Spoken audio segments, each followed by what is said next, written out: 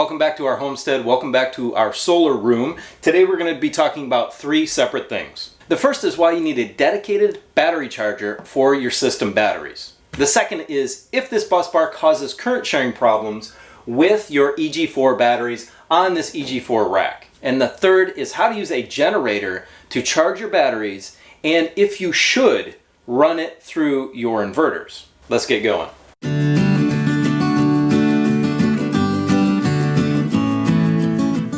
So the first thing we're going to talk about is an imbalance in our batteries, and it could be because of a current sharing issue that may be inherent in this rack. Will Prowse did a video on that recently on this specific rack, and he had heard from others that they did have that problem.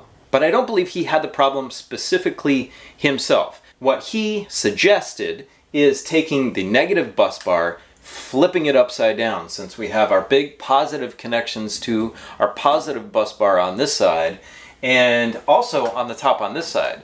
So potentially they could be messing with the current sharing on the batteries and need to be connected at the bottom. So I believe we're going to do that. However, I did speak with Signature Solar just the other day.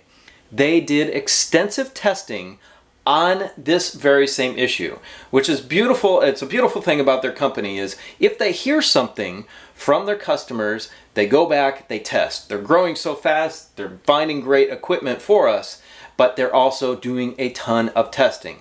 So in their testing, they did not find that there was a current sharing problem inherent in this case in having the negative cables connected at the top. But here's the thing. The imbalance would come with the top battery being discharged before the bottom battery or at a faster rate than the bottom battery. I have not found that in my operation at all. My current sharing actually drains the middle battery more than the others. And let me show you the current state of charge on all of these. Okay, here's the top battery. And you can see that we are at 89%. Here's the middle the second battery down. I have 5 of them. We're at 91%. Next one down, we have 86%. So that's a 5% difference between these two. Next one down, we've got 84%. Now we're at 7% difference between this one and this one. And here at the bottom, I've got 90%. So I was under the impression with the lithium iron phosphate batteries is that you wouldn't have a current sharing issue if you had it configured, if the bus bars were configured like this, because of the nature of the chemistry of the battery. If this was lead acid, then there definitely would be a current sharing problem. Will has a great video on current sharing with his lithium iron phosphate batteries, a whole bunch of different kinds. And you can go watch that one as well. Dude is really smart and I learned a lot from him. So I'm gonna flip the bus bar. I trust Signature Solar, obviously, in their testing. I'm gonna flip it and just see if it makes a difference. Now my imbalance could be because all of these batteries were hooked up at the same time and purchased at the same time. But could they have been at a different state of charge inside? I checked them all, they seem to be at the same. Could it be something inherent in my system? I'm not sure. But what I'm going to do is charge each of these individually, completely, with this battery charger. Now these battery chargers are really efficient in the way that they charge because they work off of internal resistance. They have their own BMS to monitor what the resistance is on each battery.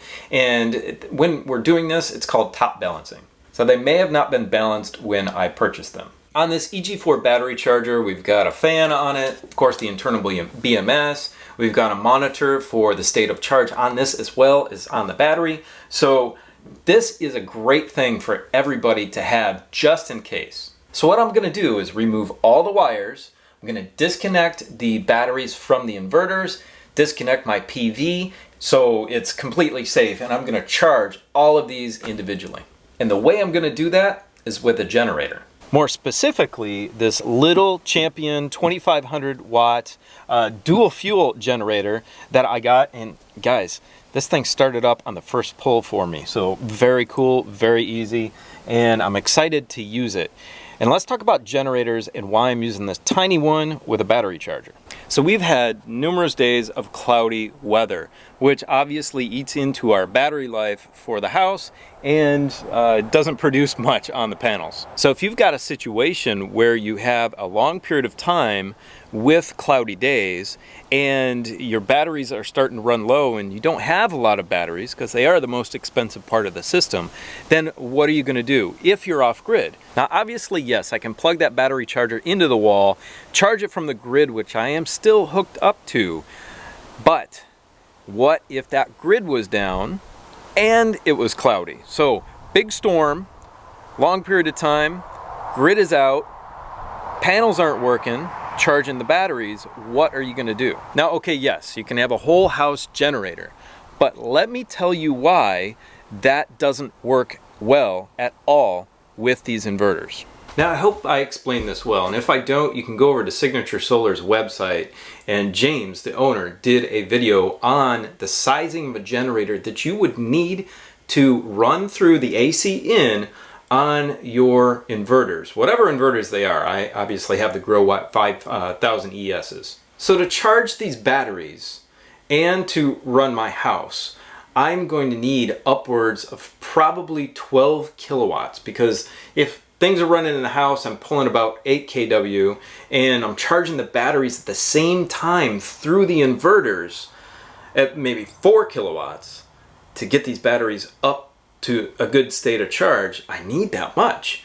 So I need a big power superiority in the size of the generator. And what that means is most generators can't run over 60% of their capacity and still keep that clean, pure sine wave. And if you don't do that, you are going to damage your equipment. And I obviously don't want to do that. So if you buy a 10 kilowatt generator, you're only pushing 6 kilowatts, and I need 12 for my house. I need a 20 kilowatt generator to be able to utilize 8 kilowatts for my house and 4 kilowatts for charging my batteries through the inverters, through the AC input. Nobody I know can afford a 20 kilowatt generator. Well, maybe one guy that I know. Spending the money on a massive generator is kind of silly if you're going to charge through the AC inputs on an inverter. So buying a tiny generator like that, it was $500, and the battery charger, $250, give or take, is, I think, the best way to go. Now let's show you how we do it.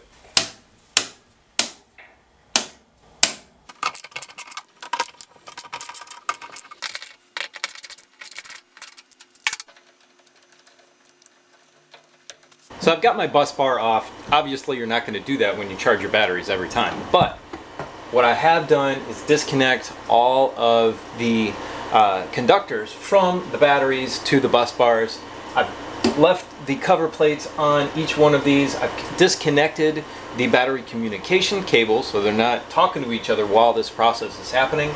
We've got our battery charger hooked up to our first battery here. Now let's charge it.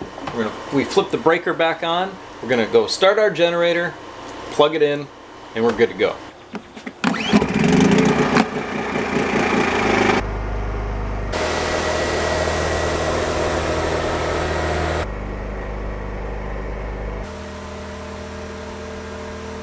So we are charging our batteries at a little over 17 amps from an 18 amp charger.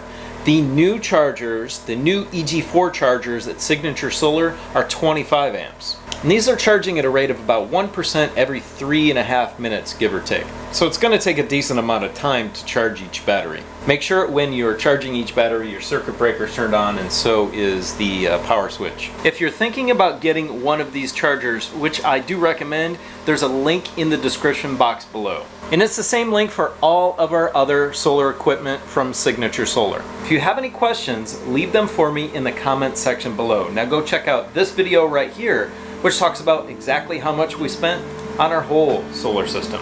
Have a great day. We'll see you next time. Bye.